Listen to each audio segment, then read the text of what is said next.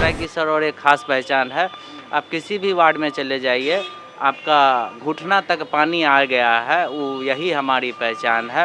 और विकास 0/0 और सड़क देखिए, पटना तो 5-6 घंटा में हम लोग पहुंचते हैं, कहीं विकास एक भी नहीं हुआ है। नीतीश कुमार का कागजी घोड़ा दौड़ रहा है, सृजन घोटाला हो, बालिका गृह घोटाला हो। नमस्कार, मैं प्रवीण बागी हूँ। आज मैं पहुँचा हूँ बेगूसराय में।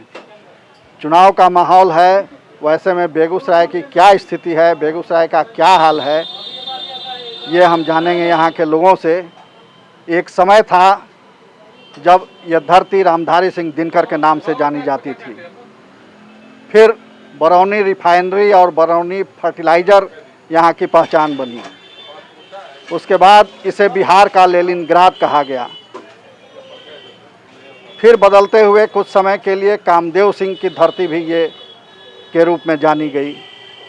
मगर उसके बाद क्या है, आज बेगूसराय की पहचान क्या है, बेगूसराय को किस रूप में याद किया जाना चाहिए, ये हम जानेंगे लोगों से। हमारे साथ सीपीएम के नेता हैं, पहले उनसे हम बात करते हैं। आप बताइए कि बेगूसराय को अभी किस रूप में जाना जाना चाहिए? देखिए, बेगूसराय के बारे में जो आपका दृष्टिकोण है, वही दृष्टिकोण आज भी रखिए। इस बात को बदलता रहता है, वो अलग बात। इसलिए कि लॉज ऑफ डायलेक्टिक्स हमने पढ़ा था, द्वंद्वात्मक और ऐतिहासिक भौतिकवाद। उन्होंने उसमें बतलाया था, मार्क्स ने बतलाया था, वो मत बताइए। अभी बेगूसराय को किस रूप में पहचाना जाए, जाना जाए, ये बताइए। हम जो आपसे कह रहे हैं, हाँ। हर चीज़ बदलती रहती है, हाँ। अस्थिर नहीं कोई चीज़ रहती। तो आज बेगूसराय की क्या पहचान है? आज बेगूसराय की पहचान होने जा रही है जो पहले थी। अभी स्थिति है जो डेमोक्रेटिक अंडरस्टैंडिंग जो है उस पर फिर आरूढ़ होने जा रही है। Democratic essence of democracy back हो रहा था। कि आज क्या पहचान है, किस रूप में बेगूसराय को पहचाना जाए, जाना जाए? बेगूसराय में विगत 10 दिनों से एक दिनकर यूनिवर्सिटी का मांग बहुत तेज़ी से फेसबुक पे वायरल हो रहा है। ये सिर्फ मांग है, लोगों में होना चाहिए कि दिनकर यूनिवर्सिटी होना चाहिए, लेकिन एक मेडिकल कॉलेज भी सर सूजा में खुलने वाला था, शिलान्यास हो गया, ईंटा लग गया, अभी तो खेत में वहाँ पानी बह रहा है सर। और ईंटा लगने के बाद सर एक भी ईंट नहीं जोड़ा गया है, जो कि बहुत बड़ी पहचान है बेगूसराय की सर और एक खास पहचान है। आप किसी भी वार्ड में चले जाइए, आपका घुटना तक पानी आ गया है, वो यही हमारी पहचान है।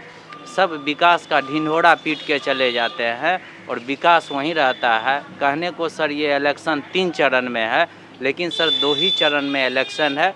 पहले नेता मेरे चरण में आते हैं, बाद में जीतने के बाद हम नेता के चरण में चले जाते हैं। विकास से किसी को कोई वास्ता नहीं है।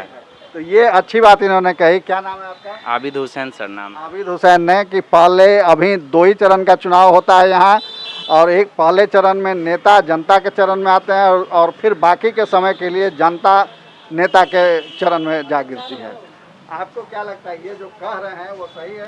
देखिए, ये बिल्कुल सही कह रहे हैं, और मेरा भी ये मानना है कि जब चुनाव आता है तो नेता यहाँ एक्टिव हो जाते हैं, तरह तरह के योजनाओं के बारे में चर्चा करते हैं। कुछ सड़कें भी बन जाती हैं, कुछ गलियाँ भी बन जाती हैं, कुछ पानी के संबंधित कुछ प्लांट भी लग जाते हैं। लेकिन यथार्थ पे अगर देखा जाए, जब एक विकट परिस्थितियाँ उत्पन्न होती है तो कहीं कुछ नज़र नहीं आता है।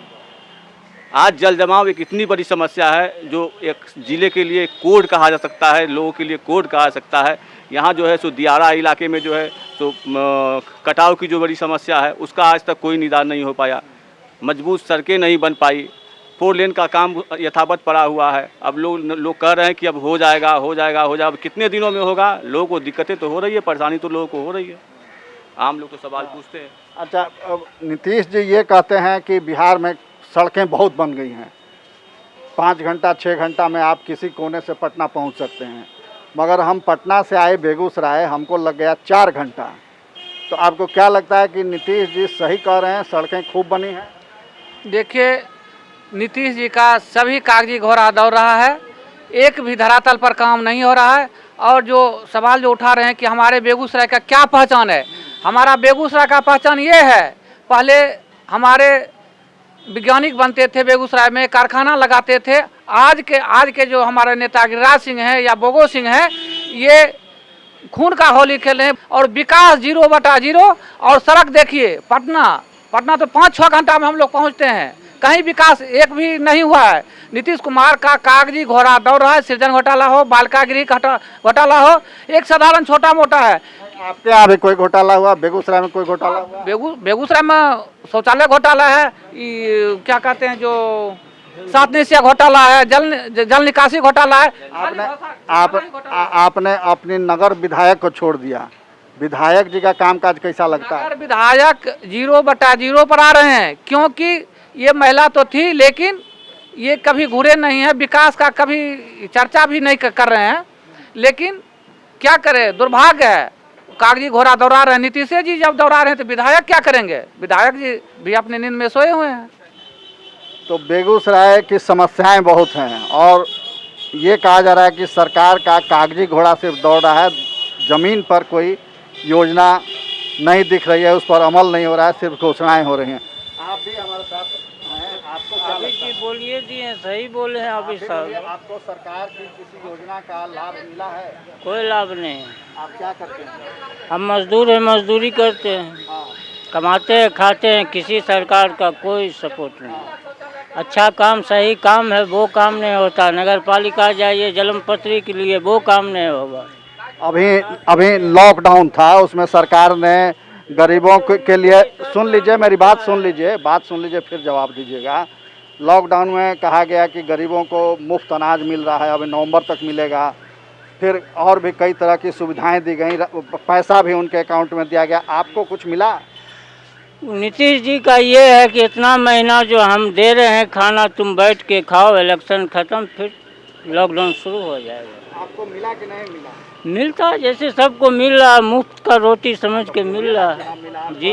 कुछ नहीं, जो मिला उसको बोलिए कि हम, हाँ, कंट्रोल के जरिया मिल रहा है, जो ग्रामीण में मिलता है वो मिल रहा है। बाकी और गैस की योजना है, उज्ज्वला योजना, उसका लाभ मिला? वो सब मिला है। योजना का लाभ तो मिला। तो हाँ, देखिए सर, हम लोग अभी वर्तमान में मटिहानी में जो हरिजन का जो शौचालय बना है, 6 गो अथी या स्नान घर, उसमें इतना खाली बालू खड्डा खान करके मिट्टी ढक करके ढक्कन दे देता है। अब 7 निश्चय जो भी है एकदम कागजी घोड़ा है, कहीं नहीं दर रहा है। एक सड़क एक है, नाम अनेक करके रुपया निकाला जा रहा है। यहाँ घोटाला ही घोटाला किया जा रहा है। कहीं यहाँ कोई विकास, कागजी घोड़ा एकदम दौड़ रहा है। या नरेंद्र सिंह हो, उर्फ बोगो सिंह हो, या जो हमारे विधायक क्षेत्रीय। आप लगता है अपने विधायक से बहुत नाराज हैं। चलिए ठीक है, अभी वोट आएगा तो बदल दीजिएगा, दूसरे को वोट कीजिएगा। हाँ बताइए सर, विकास के नाम पे, विकास में बहुत सारी चीज़ें हुई। 15 साल में विकास का आईना मैंने देखा और निश्चित रूप से मैंने देखा है इस चीज़ को। अच्छी सड़कें, अच्छी व्यवस्था, हॉस्पिटल में सर जहाँ मतलब दिन में कुत्ते नज़र आते थे, अभी सर आदमी रखने का जगह नहीं है। हमारा बेगूसराय पूरे भारतवर्ष में नंबर 2 में, शायद नंबर 2 और बिहार में नंबर 1 हमारा जिला अस्पताल है।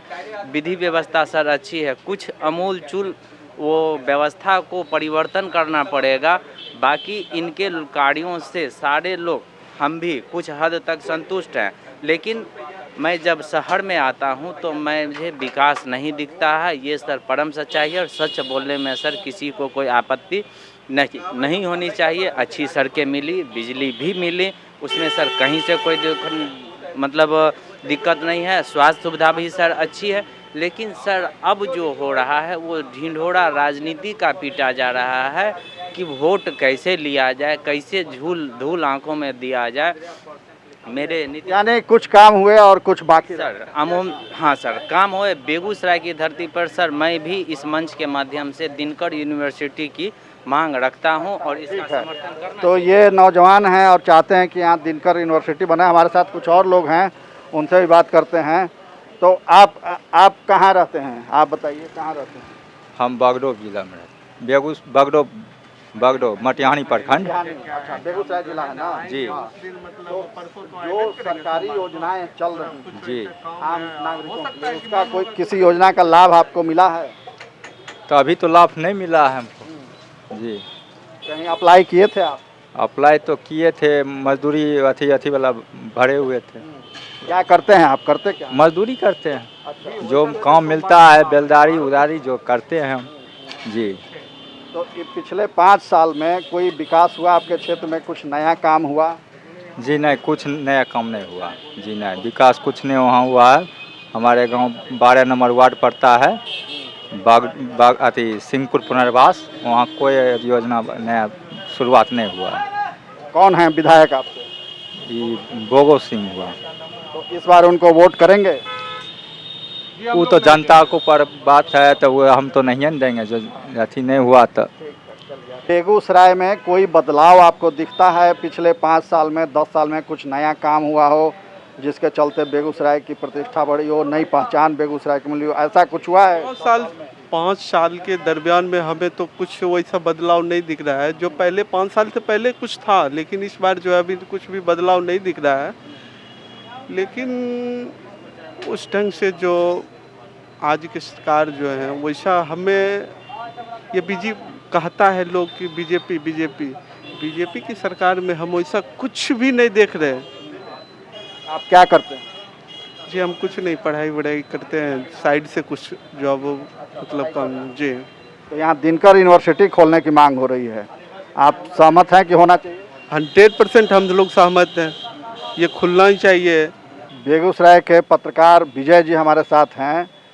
विजय जी, मैंने यहाँ लोगों से सवाल किया कि एक समय बिहार का लेनिनग्राद इसको कहा जाता था, फिर कम्युनिस्ट पार्टी यहाँ से गुम क्यों हो गई, लुप्त हो गई, आज कम्युनिस्ट पार्टी यहाँ मतलब अपनी पहचान खो चुकी है, इसकी क्या वजह रही? देखिए, कम्युनिस्ट पार्टी की अपनी जो पहचान है वो मूलतः ही पहचान ही संघर्ष की पहचान है। और जब आप गौर करेंगे, जब 90 का दशक जो था या 70 से 90 के दशक खास करके हम लोग बात करें बेगूसराय के संदर्भ में, तो वो काफ़ी संघर्ष का वो दशक था। खास करके बेगूसराय में सीपीआई और 2 ही धारा यहाँ हुआ करती थी, एक सीपीआई एक कांग्रेस, और कांग्रेस ही उसके मुख्य विपक्षी थे और कांग्रेस से उसकी लड़ाई थी। यहाँ जो कम्युनिस्टों की लड़ाई हुई थी वो ज़मीन को लेकर थी और ज़मीन को लेकर काफ़ी संघर्ष हुए, उसमें गरीब गुरबे भी जुड़े जिनको ज़मीन चाहिए थी और कुछ लोग ऐसे थे जो ज़मीन बचाने की फिराक में थे। तो उस दौर में कामदेव सिंह जैसे लोग उभरे कांग्रेस की ओर से, जिन्होंने कांग्रेस की ओर से मोर्चा संभाला और सीपीआई की बहुत बड़ा मजबूत संगठन हुआ करता था। और क्या ज़मीन की समस्या यहाँ समाप्त हो गई है? नहीं, ज़मीन की समस्या खत्म, देखिए वो पूरे बिहार में है।